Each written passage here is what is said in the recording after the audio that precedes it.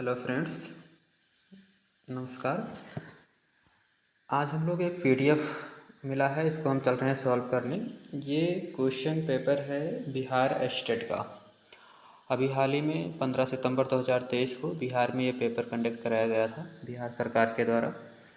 और यहाँ पे इस पीडीएफ में 100 क्वेश्चन है। इस क्वेश्चन को हम लोग सॉल्व करेंगे, एक एक क्वेश्चन देखेंगे। पहला क्वेश्चन यहाँ पे लिखा हुआ है, आप देख पा रहे हैं। पहला क्वेश्चन, मार्शल के अनुसार 4 विकल्प दिए गए हैं। इसमें आपको जो विकल्प सर्वोत्तम लगे इस विकल्प का आपको चुनाव करना है। पहला विकल्प दिया हुआ है कि अर्थशास्त्र साध्य और दुर्लभ साधनों के बीच संबंधों का अध्ययन करने का विज्ञान है। मार्शल के अनुसार आपको यहाँ पे बताना है। और ये आपका हो गया पहला ऑप्शन। दूसरा ऑप्शन दिया है अर्थशास्त्र जीवन के सामान्य व्यवसाय में मानव जाति का अध्ययन है।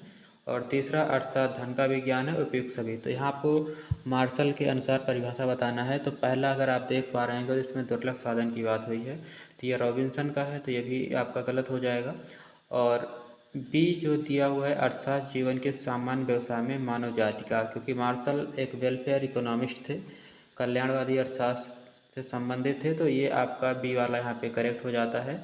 और तीसरा विकल्प है अर्थशास्त्र धन का विज्ञान है, जो कि एडम स्मिथ का सिद्धांत है, एडम स्मिथ का ये कथन है। तो यहाँ पे हम कह सकते हैं कि जो बी नंबर है यहाँ पे राइट आंसर हो जाएगा। तो इसका आंसर देखते हैं क्या दिया हुआ है। बिल्कुल आपका अर्थशास्त्र जीवन के सामान्य व्यवसाय में मानव जाति का अध्ययन है, ये आपका राइट आंसर यहाँ पे हो जाएगा। तो ये आपका पहला हो गया। अब इस तरह से हम अगला देखते हैं। नेक्स्ट क्वेश्चन नंबर 2 देखिए, यहाँ पे लिखा हुआ है, इनमें से कौन सा अर्थशास्त्र के दायरे में नहीं है। एक इजी क्वेश्चन है, तो आपको बताना है कि अर्थशास्त्र के दायरे में इनमें से कौन सा नहीं है। पहला विकल्प यहाँ पे है धन और आय का वितरण। दूसरा है राष्ट्रों की वृद्धि और विकास, देश के राष्ट्रपति और प्रधानमंत्री का चुनाव। और डी ऑप्शन दिया हुआ है देश में मूल्य वृद्धि के कारणों का अध्ययन। तो यहाँ पे जो आप सी नंबर ऑप्शन देख पा रहे हैं कि देश में राष्ट्रपति और प्रधानमंत्री का चुनाव, ये अर्थशास्त्र के दायरे में नहीं आता। बाकी अन्य ए, बी और डी विकल्प जो हैं ये आपकी आर्थिक गतिविधियों में आता है। तो इसका जो आप देख पा रहे हैं राइट आंसर जो आयोग ने दिया है वो देश के राष्ट्रपति और प्रधानमंत्री का चुनाव दिया हुआ है। नेक्स्ट देखते हैं क्वेश्चन नंबर 3। यहाँ पे लिखा हुआ है कि अर्थशास्त्र की मूल समस्या क्या है। ये भी एक बहुत ही इजी क्वेश्चन है, अर्थशास्त्र की मूल समस्या क्या है। तो अर्थशास्त्र की जो मूल समस्या है, क्या उत्पादन करें, ये समस्या है, और कैसे उत्पादन करें और किसके लिए उत्पादन करें, ये तीनों ही अर्थशास्त्र की मूल समस्या है। तो यहाँ पे आपका ऑप्शन नंबर डी करेक्ट हो जाएगा। नेक्स्ट क्वेश्चन देखते हैं। क्वेश्चन नंबर 4 यहाँ पे लिखा हुआ है, इनमें से किस प्रकार की आर्थिक प्रणालियों में केवल मूल्य तंत्र ही अर्थशास्त्र की केंद्रीय समस्याओं का अध्ययन करता है। इम्पॉर्टेंट क्वेश्चन है कि किस आर्थिक प्रणाली में केवल मूल्य तंत्र ही अर्थशास्त्र की केंद्रीय समस्या का अध्ययन करता है। तो यहाँ पे तीनों प्रकार की अर्थव्यवस्था दी हुई है, पूंजीवादी अर्थव्यवस्था भी दी हुई है, और मिश्रित भी दिया हुआ है, समाजवादी भी दिया हुआ है। जिन्होंने इसका अच्छे से अध्ययन किया होगा उनको पता होगा कि पूंजीवादी अर्थव्यवस्था क्या होती है, मिश्रित क्या होता है और समाजवादी अर्थव्यवस्था क्या होता है। तो यहाँ पे जो मूल्यतंत्र की बात करें तो ये पूंजीवादी अर्थव्यवस्था में ही लागू होता है। तो इसका ऑप्शन नंबर आपका ए करेक्ट हो जाएगा यहाँ पे। और नेक्स्ट देखते हैं, उत्पादन संभावना वक्र सामान्यता होता है। ये भी इम्पॉर्टेंट क्वेश्चन है। उत्पादन संभावना वक्र की यहाँ बात की गई है, जो इस शेप में होता है, अर्थात ये कॉनकेव होता है, अवतल होता है, मूलबिंदु की ओर ये अवतल है, तो इस शेप में होगा। तो इसमें आपका जो आंसर राइट हो जाएगा वो ऑप्शन नंबर बी हो जाएगा। पहला जो दिया हुआ उत्तल में इस शेप में होता है, अवतल में इस शेप में होता है, तो यहाँ पे आप बी नंबर ऑप्शन करेक्ट हो जाएगा, मूलबिंदु की ओर अवतल। क्वेश्चन नंबर सी यहाँ पे देखिए, लिखा हुआ कि किस स्थिति में उत्पादन संभावना वक्र बाहर की ओर स्थानांतरित हो जाएगा। बिल्कुल उसी से ये भी संबंधित है। यहाँ पे कहने का मतलब आपका जो ये उत्पादन संभावना वक्र है, यहाँ पे क्वेश्चन पूछ रहा है कि ये किस स्थिति में इस शेप में, यानी कि बाहर की ओर, ऊपर की ओर ये शिफ्ट होगा। तो या तो यहाँ पे पहला विकल्प है कि अर्थव्यवस्था में विकास। बिल्कुल अगर अर्थव्यवस्था में विकास होता है तो ये ऊपर की तरफ शिफ्ट हो जाएगा। उत्पादन साधनों में वृद्धि होने पर भी आपका जो उत्पादन संभावना वक्र है, प्रोडक्शन पॉसिबिलिटी का, भी ऊपर की तरफ शिफ्ट होगा। और विकल्प सी जो दिया हुआ है प्रौद्योगिकी में विकास, तो इसके वजह से भी हो जाएगा। तो यहाँ पे ऑप्शन नंबर डी आपका करेक्ट हो जाएगा, अर्थात ये तीनों सही है आपका। और क्वेश्चन नंबर 7 देखते हैं, इनमें कौन मांग का निर्धारण कारक नहीं है। आपको बताना है कि इनमें कौन मांग का निर्धारण कारक नहीं है। वस्तु की कीमत बिल्कुल ठीक है, संबंधित वस्तु की कीमत, आय का स्तर, सरकार का प्रकार।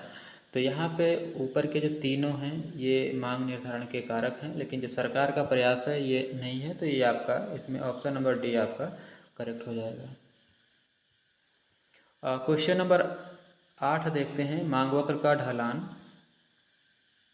एक मिनट, क्वेश्चन नंबर 8 देखिए, मांग वक्र का ढलान दाईं ओर नीचे की ओर किसके कारण होता है। तो आपको बताना है, ये जो आप मांग वक्र देख रहे हैं ये नीचे की ओर डाउनवर्ड क्यों होता है, इसको डिमांड कर्व कहते हैं। तो लोच का नियम, आय की कमी, और एक नंबर जो ऑप्शन है सीमांत उपयोगिता छेड़ता का नियम, अर्थात यही आपका सही हो जाएगा, क्योंकि सीमांत उपयोगिता ह्रास नियम के कारण ही ये जो मांग वक्र है आपका डाउनवर्ड होता है। तो ऑप्शन नंबर ए यहाँ पे करेक्ट हो जाएगा।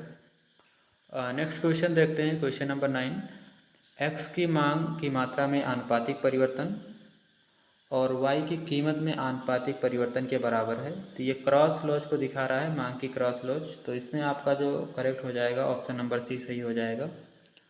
नेक्स्ट क्वेश्चन देखते हैं, क्वेश्चन नंबर 10, सीमांत उपयोगिता ह्रास नियम के अनुसार जब सीमांत उपयोगिता शून्य होती है तो कुल उपयोगिता होती है। यहाँ आपको बताना है कि जब आपका ये आपका टीयू वक्र होता है जिसको हम टोटल यूटिलिटी कर्व कहते हैं, और पूछ रहा है यहाँ पे जब सीमांत उपयोगिता शून्य होती है, यानी कि जब ये MC जो होता है, सॉरी MU जो होता है मार्जिनल यूटिलिटी, जब ये शून्य होता है तो आपको बताना है कुल उपयोगिता क्या होगी। तो जब ये आप यहाँ देख रहे होंगे, ये जब MU आपका शून्य है तो टोटल यूटिलिटी मैक्सिमम है यानी अधिकतम है। तो यहाँ पे जो आपका अधिकतम ऑप्शन नंबर सी में दिया हुआ ये करेक्ट हो जाएगा। क्वेश्चन नंबर 11 यहाँ पे देखिए लिखा हुआ है कि उदासीनता वक्रों के संबंध में इनमें से कौन सा कथन सत्य नहीं है।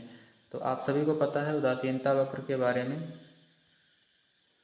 तो आपको बताना है कि कौन सा कथन सत्य नहीं है। वह दाहिनी ओर नीचे की ओर झुके हुए होते हैं, ये उदासीनता वक्र है जिसको हम इंडिफरेंट कर्व कहते हैं। अनधिमान वक्र के नाम से भी जानते हैं इसको, और दूसरा हम समसंतुष्टि वक्र के नाम से भी इसको जानते हैं। तो ऑप्शन यहाँ पे देखते हैं क्या लिखा है कि वह दाहिनी ओर नीचे की ओर झुके होते हैं, वह मूल बिंदु की ओर उत्तल होते हैं, वह एक दूसरे को काट सकते हैं, उपयुक्त सभी। तो यहाँ पे आपको बताना है कि उदासीनता वक्र एक दूसरे को तो कभी काटेंगे नहीं, तो ये आपका गलत है। मूल बिंदु की ओर उत्तल होते हैं और वह दाहिनी और नीचे की ओर झुके होते हैं। तो यहाँ पे आपको बताना है कि कौन सा सही हो जाएगा।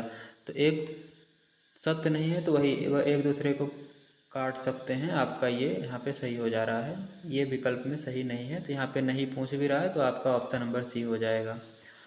क्वेश्चन नंबर 12 देखते हैं कि समकोण उदासीनता वक्र के मामले में वस्तुएं, उदासीनता वक्र अगर आपका समकोण है तो ऐसी कंडीशन में पूछ रहा है आपका कि वस्तुएं कैसी होंगी, वह एक दूसरे के पूर्ण पूरक होंगी। ये बिल्कुल सही है, ऑप्शन नंबर बी ही इसमें करेक्ट हो जाएगा। अब 13 नंबर क्वेश्चन देखते हैं, किसी वस्तु का आपूर्ति वक्र दाहिनी और नीचे की ओर ढलान होता है, एक ऊर्ध्वाधर सीधी रेखा होता है, दाहिनी और ऊपर की ओर ढलान होता है, एक क्षैतिज रेखा होता है। तो आपूर्ति वक्र के बारे में आप सभी लोग जानते हैं कि ये बिल्कुल कीमत और पूर्ति में धनात्मक संबंध रखता है, यानी कि जैसे जैसे कीमत बढ़ती है वैसे वैसे इसकी सप्लाई भी बढ़ती है। ऐसी कंडीशन में दाहिनी और ऊपर की ओर ये ढलान लिए होगा। तो बिल्कुल ठीक है, यहाँ पे ऑप्शन नंबर सी यहाँ पे करेक्ट है। 14 क्वेश्चन नंबर देखते हैं, समान उत्पाद वक्र हैं, मूल बिंदु की ओर उत्तल, सकारात्मक ढलान हो, एक दूसरे को काटते हैं, उपयुक्त सभी। जो समान उत्पाद वक्र यहाँ पे पूछ रहा है एक दूसरे को काटते हुए, इसको आप लोग देख लेना क्वेश्चन नंबर 14। क्वेश्चन नंबर 15 देखिए, निर्माता उस बिंदु पर संतुलन में होगा जहां सम लागत रेखा आइसोकॉन्ट को नीचे से काटता हो, ऊपर से आइसोकॉन्ट को काटता हो या फिर स्पर्श करता हो। यहाँ पे जैसे ये आपका एक सम लागत रेखा है, इसको हम बजट लाइन रेखा भी कहते हैं। यहाँ पे पूछ रहा है आइसोकॉन्ट जिसको हम समोत्पाद रेखा भी कहते हैं, आइसोकॉन्ट प्रोडक्ट, आइसोकॉन्ट लाइन जो है ये।